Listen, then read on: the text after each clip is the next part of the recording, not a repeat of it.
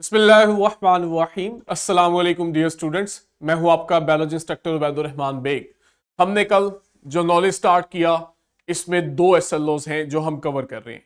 पहला एसएलओ हमारे पास था describe the general features of vascular plants, और ये हम कल कवर कर चुके हैं। कल आपके पास यहां हमने इसके मल्टीपल जनरल फीचर्स जिनमें vascular system, roots, stems, leaves, reproductive structure, alternation of generation और एनवायरमेंटल अडॉप्टेशन की बात की थी। आज हमने इस नॉलेज में ना, जिसका नाम ट्रेकियोफाइटा है, इसमें सेकेंड एसएलओ को कवर करना है जो कि है identify the division between vascular plants. और वो डिवीजन तीन तरह की है, टेरिडोफाइट्स, जिम्नोस्पर्म्स एंड एंजियोस्पर्म्स। जैसा कि एसएलओ से हमें आइडिया हो रहा है कि वेस्कुलर प्लांट्स तीन तरह के हैं। एक वो हैं जो कि स्पोर्स के थ्रू रिप्रोड्यूस होते हैं, इनमें सीड्स नहीं होते, तो स्पोर्स जो है वो इनमें रिप्रोडक्शन का जरिया है। दूसरे आपके पास जो है वो ग्रुप है जहां पे सीड्स के थ्रू रिप्रोडक्शन होती है, और ये दो तरह के हैं, जिम्नोस्पर्म्स जो कि असल में नॉन फ्लावरिंग प्लांट्स है, और दूसरे आपके पास है एंजियोस्पर्म्स जिनमें सीड्स के थ्रू ही रिप्रोडक्शन हो रही है, लेकिन ये फ्लावरिंग प्लांट्स है जो कि सबसे ज्यादा वेल अडॉप्टेड है लैंड एनवायरनमेंट पे, जिन्हें हम बहुत कॉमनली ऑब्जर्व करते हैं। स्टार्ट करते हैं फर्स्ट ग्रुप टेरिडोफाइट्स से।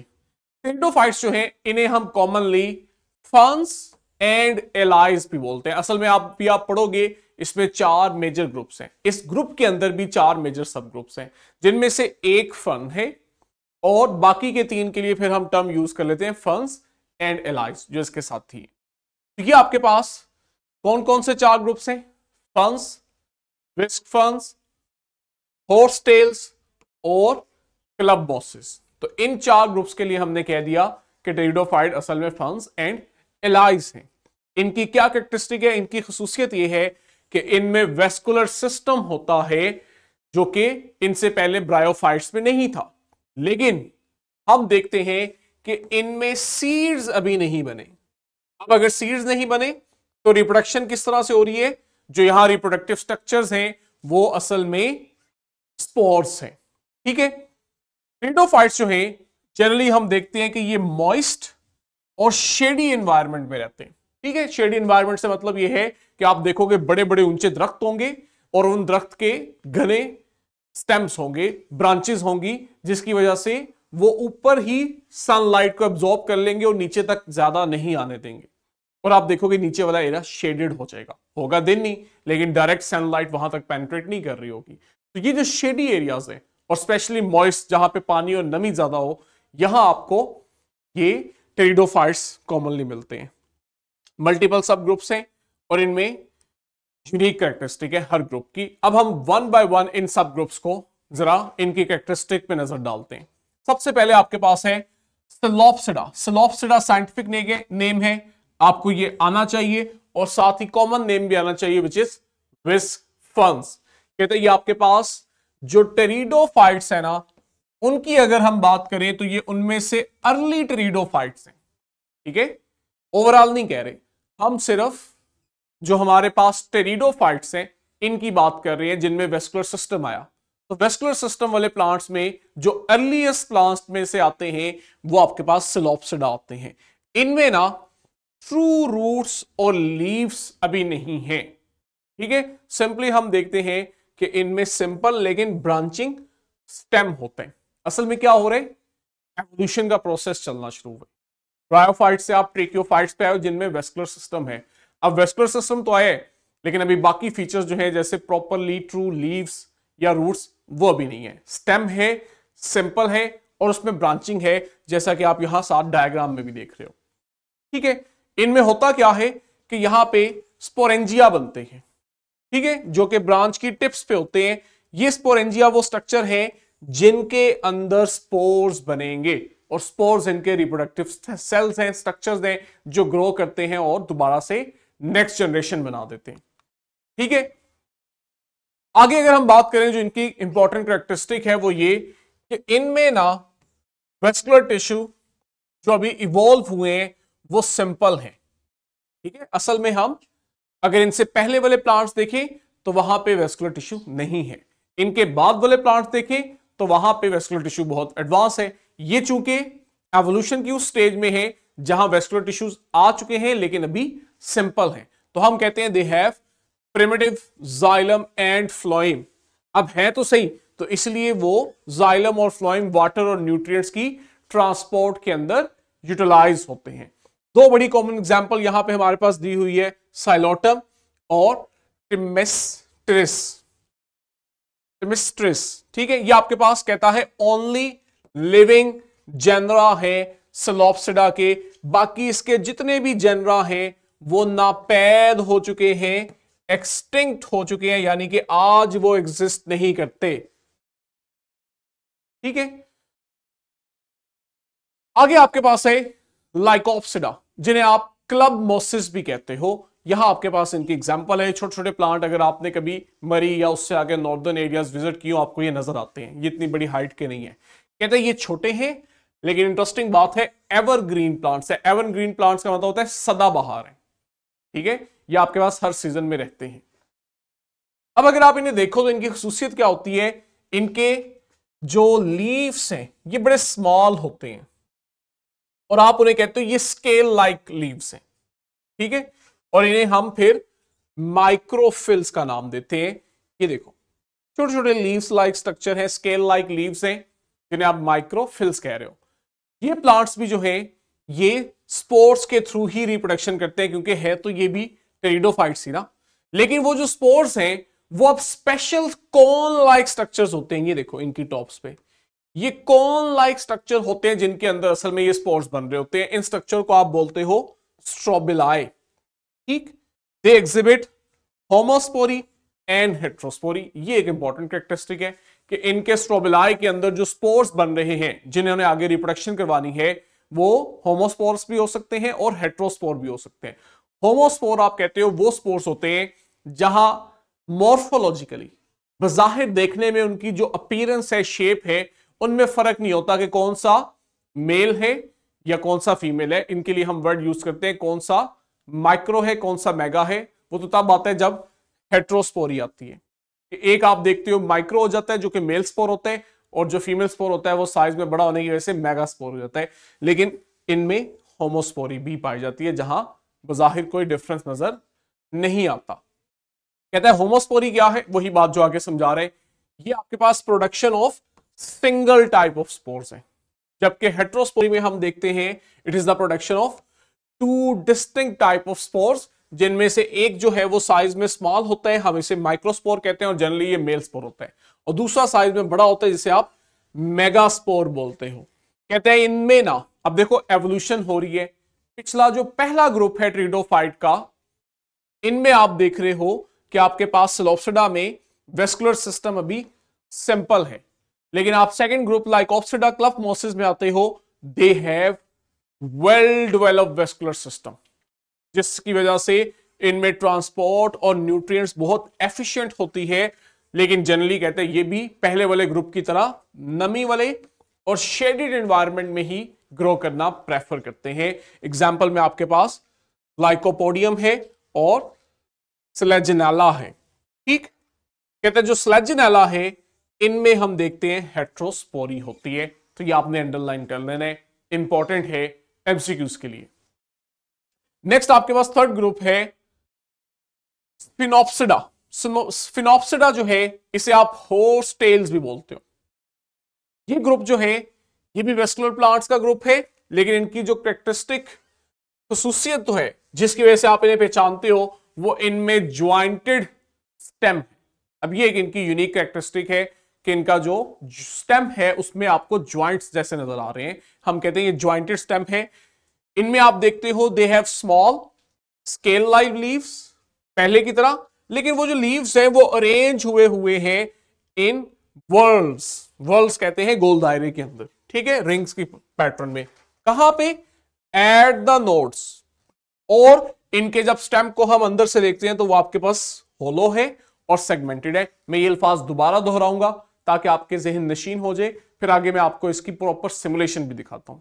कहता है इनमें आप देखते हो स्टेम के ऊपर आपको जगह जगह नोड्स मिलते हैं, याद रखना, नोड्स वो पॉइंट होते हैं जहां पे मेरिस्टेमेटिक टिश्यू होते हैं। ये वो टिश्यूज होते हैं जिनके सेल्स में सेल डिवीजन की सलाहियत बहुत ज्यादा होती है, इसलिए आप देखते हो नोड वाले पॉइंट से आपको ब्रांचेस या लीव्स बनते हुए नजर आते हैं। तो कहते हैं इनके नोड्स पे आप देखते हो वर्ल्स की शक्ल में, एक रिंग के पैटर्न में इनके small scale like leaves arrange हुए होते हैं।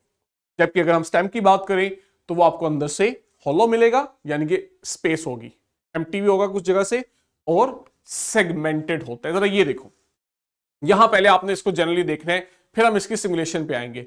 एडवेंटिशियस रूट इसमें आ चुकी है, ठीक है, यानी कि वही फाइब्रस रूट जिसमें टैप रूट मेन रूट नहीं है। राइजोम भी है अभी, ठीक। गेमिटोफाइट जनरेशन रिड्यूस है, आपके पास स्पोरोफाइट जनरेशन जो है वो डोमिनेंट है।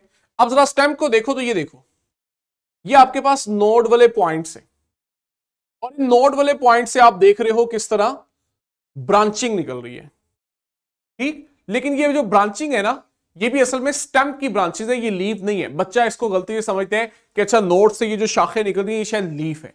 ये लीफ नहीं है, क्योंकि है ये भी, अगर आप देखो, वर्ल्ड की शक्ल में है, रिंग की शक्ल में। लेकिन इनके जो लीफ है ना, वो असल में आपको यहां इस तरह नजर आते हैं, ठीक। वो इस तरह से इतना ओपनली आपको नजर नहीं आ रहे होते, वो ऐसा लगता है जैसे उन्होंने लीफ ने स्टेम को ही अटैच किया हुआ है या उसके साथ ही अटैच हुए हुए हैं। बाहर से आपको बस फर्क महसूस हो रहा होता है कि असल में ये लीफ है, लेकिन वो स्टेम के अराउंड इस तरह से गोल दायरे में उसके अराउंड ही चिपका हुआ है, लेकिन होता वो नोड वाले पॉइंट पे ही है, ठीक। और एंड पे ऊपर फिर देखो स्ट्रोबिलस, जिसको स्ट्रोबिलाई कहते हैं, पिछले वाले सब ग्रुप में भी था, इसमें भी है। ये वही रिप्रोडक्टिव स्ट्रक्चर है जिसके अंदर स्पोर्स बनेंगे। अब मैं आपको इसका स्ट्रक्चर ज्यादा अच्छे से सिमुलेशन से दिखाता हूं, एग्जैक्ट यही चीजें, लेकिन जरा ज्यादा अच्छे तरीके से हमने यहां देखनी है। अब ये आपके पास ना हॉर्स टेल है, ठीक है, जो इनका कॉमन नेम है। आपके पास ये है स्प्रिंग में, यानी कि जब विंटर सीजन है उसमें, लेकिन समर में आपको देखो ये आपको किस तरह का नजर आएगा, जब इसके स्टेम ब्रांचेस जो हैं वो प्रॉपर होती हैं। अब जरा दोबारा देखना, क्योंकि स्प्रिंग के अंदर गिर जाती हैं, झड़ जाती हैं, तो ये आपके पास इस तरह से है, लेकिन ऊपर आपको इनका वो रिप्रोडक्टिव स्ट्रक्चर नजर आ रहा है, स्ट्रोबिलाई या स्ट्रोबिलस। और समर में आपके पास ये प्रॉपर फॉर्म में है, ठीक है। अब अगर हम इसको देखें स्प्रिंग में, कि जब आपको ये स्प्रिंग में नजर आ रहे हैं, तो एक इसका हिस्सा वो है जो अबव ग्राउंड है, और एक वो है जो बिलो ग्राउंड है। इसको जरा हम वन बाय वन देखते हैं। पहले हम देखते हैं बिलो ग्राउंड। अब जरा अगर आप बिलो ग्राउंड वाला हिस्सा देखो, तो आपको यहां मेन राइजोम आती हुई नजर आ रही है, जिससे ब्रांचेस निकल रही है जिन्हें आप रूट बोल रहे हो, और रूट के ऊपर आपके पास इनके वो मॉडिफाइड स्ट्रक्चर है जिन्हें आप स्टेम कहते हो या ट्यूबर कहते हो। ये ट्यूबर कहते हो, नॉट स्टेम। अब जरा आप देखो, यहां पे भी आपको नोड और इंटर नोड नजर आ रहे हैं, देख रहे हो, ये नोड देखो, ये वाला, ये वही पॉइंट है जहां से आपको रूट्स की फर्दर ब्रांचेस निकलती नजर आ रही हैं। और इंटर नोड क्या होते हैं? दो नोड्स के दरमियान वाला पोर्शन। अब मैं आपको दिखाता हूं इनका अबव ग्राउंड पार्ट, ये लीजिए। अब आपने इसको असल में गौर करना है, यहां पे आपको इसके लीव्स जरा ज्यादा अच्छे से नजर आएंगे, लेकिन हम लीफ पर जाने से पहले ना जरा ओवरऑल इसके स्ट्रक्चर को देखते हैं। ये देखो, मैं एक को हाईलाइट करने जा रहा हूं, नजर आ रहे हैं? इंटर नोड को जरा गौर करो, ये असल में दो नोड्स के दरमियान का रीजन है। एक नोड ये है, दूसरा नोड ये है। दोनों नोड्स के दरमियान का जो स्ट्रक्चर है वो आपके पास है इंटर नोड, ठीक है। स्टेम को कह रहा है होलो है, और ऊपर देखो इनकी वो कॉन जो है वो बन रही है, लेकिन अभी ये जरा इमेच्योर है, साइज में छोटी है, हम देख सकते हैं। अब आपने जरा लीफ पे गौर करना है, लीफ भी यही है, लेकिन यहां चूंकि वो लेबल नहीं कर रहा, हम मेच्योर वाली फॉर्म में देखते हैं। यहां आपको अब ये लीफ नजर आएंगे, इसको जितना आप अच्छे से समझ लो आपके लिए उतना ही अच्छे। ये देखें, ये आपके पास असल में वर्म हुए हैं, उसके अराउंड गोल दायरे में है, और उसी के साथ उसके करीब करीब पड़े हुए हैं। ये है जी स्मॉल फ्यूज लीव्स। अब मैं आपको इनको 3D दिखाता हूं, आपने ऑब्जर्व करना है कि ये चारों तरफ से आपको किस तरह के नजर आ रहे हैं, ठीक। ये आपके पास है इनके लीव्स, और जरा गौर करो ऊपर कॉन पे, कि जब ये आपके पास कॉन मैच्योर हो गई है तो ये कॉन आपको कैसी नजर आ रही है। ये आपके पास इनकी मैच्योर कॉन है, ठीक हो गया। आई होप कि आपको एटलीस्ट ये लीफ वाला आइडिया जरा अच्छे से समझ आए। ये देखें कॉर्न की मैच्योरेशन के स्टेजेस, पहले इमेच्योर, फिर पार्शली मैच्योर और फाइनली फुली मैच्योर। ये वो स्ट्रोबुलस है, कॉर्न है, जिसमें आगे से स्पोर्स बनते हैं और फिर उन्हें बाद में रिलीज किया जाता है। अब ये देखो, ये है समर में जब आपके पास इसकी ब्रांचेस हैं। बिलो ग्राउंड वही चीज है, हम अबव ग्राउंड को जरा नोट करते हैं। अब अगर आपने यहां पे नोट देखना है तो इसको जरा ध्यान से देखना है। ये देखो नोट किसको कह रहे हैं, अगर आप क्लियरली देख सको, जहां से स्टेम की ब्रांचिंग हो रही है। ये देखो ये पॉइंट्स है इसके नोट्स, जहां से स्टेम्स की ब्रांचिंग, और वो भी वर्ल्ड की शक्ल में, रिंग की शक्ल में। और बीच वाला सारा हिस्सा जो है इसको वो इंटरनोड कह रहे हैं, ठीक है, चाहे वो यहां दिखा रहा हो। और स्टेम जो है वो इनका स्टेराइल ही है, होलो है, ठीक है। यहां पे अब आप देखो, आपके लिए लीव्स को आइडेंटिफाई करना थोड़ा ट्रिकी होगा। आपने यहां पे जो स्मॉल फ्यूज्ड लीव वाली लेबलिंग है इस पे फोकस करना है। यहां पे अगर मैं आपको हल्का सा यहां पॉइंट करके दिखा सकूं तो आपको ये देखो, ये असल में वो लीफ का स्ट्रक्चर नजर आ रहा है। जहां मैंने किया हुआ है ना, इसको मैं अभी हटाऊंगा तो आपने ऑब्जर्व करना है। ये देखो, ये वो लीफ लाइक स्ट्रक्चर्स हैं जो आपको यहां नजर आते हैं। ये रहे, ठीक हो गया। और अभी अगर हम इनको क्रॉस सेक्शन में देखें तो आपको इनका होलो स्टेम भी नजर आएगा। ये ले जी, ये असल में स्टेम अंदर से इस तरह है और सेगमेंटेड है, बार बार इस तरह से आपको सेगमेंट मिल रहे हैं। और आप क्लियरली देख सकते हो कि आपके पास यहां किस तरह से फोटोसिंथेटिक टिश्यू भी है और साथ ही साथ एयर स्पेसेस भी हैं, जिस वजह से हम कहते हैं they are hollow. I hope कि आपको ये स्ट्रक्चर बड़े अच्छे से इस सिमुलेशन की वजह से समझ आ गया है। अब सिमुलेशन ने आपके लिए काम को आसान कर दिया। अब अगर हम स्लाइड्स पे आए वापस और यहीं से कंटिन्यू करें, कहते हैं कि आपके पास स्पोर्स के थ्रू रिप्रोड्यूस हो रहे हैं। स्पोर्स कहां बन रहे हैं, कॉर्न लाइक स्ट्रक्चर में, जो कि स्टेम की टिप पर है। और हमें नजर आ रहा है, इसको आप स्ट्रोबुलाई प्लूरल और स्ट्रोबुलस सिंगुलर कहते हो। कहते हैं फर्क क्या है, अब ये स्ट्रोबुलाई पीछे भी थे आपके पास लाइकोप्सिडा में भी, लेकिन कहते हैं इनके जो स्ट्रोबुलाई हैं they are more complex than club mosses, ठीक। और इनमें जो एक ही वाहिद लिविंग जीनस हमारे पास आज मौजूद है वो है इक्वेसिटम। अब देखो, चूंकि ये आपके पास एग्जाम्पल में वही एग्जाम्पल्स मेंशन है जो कि लिविंग रह गई हैं, बाकी एक्सटिंक्ट है, इसलिए फिर ये एग्जाम्पल्स एग्जामिनर के पॉइंट ऑफ व्यू से, एग्जाम के पॉइंट ऑफ व्यू से इंपॉर्टेंट एमसीक्यूज बन जाते हैं हमारे लिए। आगे हमारे पास है जी इनका नेक्स्ट ग्रुप टेरोप्सिडा, जिन्हें आप जनरली फंस कहते हो। फंस जरा ज्यादा फेमस है, आगे आप देखोगे इस पे एक और एसएलओ है जहां पे हमने कॉमन फन की लाइफ साइकिल भी पढ़नी है, इस पे आपने जरा ज्यादा फोकस करना है। कहते हैं फंस जो है ये आपके पास साइंटिफिकली टेरोप्सिडा है, ये असल में कॉमन ट्रू फंस हैं, ठीक है, जिनमें हम देखते हैं कि बहुत ही डाइवर्सिटी है और ये बहुत वाइड स्प्रेड फैले हुए वेस्कुलर प्लांट्स हैं, जिनकी खसूसियत क्या है, इनमें पाए जाने वाले फ्रॉन्ट्स, और फ्रॉन्ट्स क्या है, वो इनके लार्ज और डिवाइडेड लीव्स हैं, ठीक है। ये देखो, ये एक बड़ा सा जो इनका लार्ज लीफ है जिसपे फर्दर डिवीजन हुई है, ये इनके जो लार्ज डिवाइडेड लीव्स हैं इन्हें आप फ्रॉन्ट्स कहते हो। यहां आपके पास डायग्राम में ये अभी अंडर डेवलपमेंट है, ये अभी मेच्योर हो रहे हैं, ग्रो कर रहे हैं।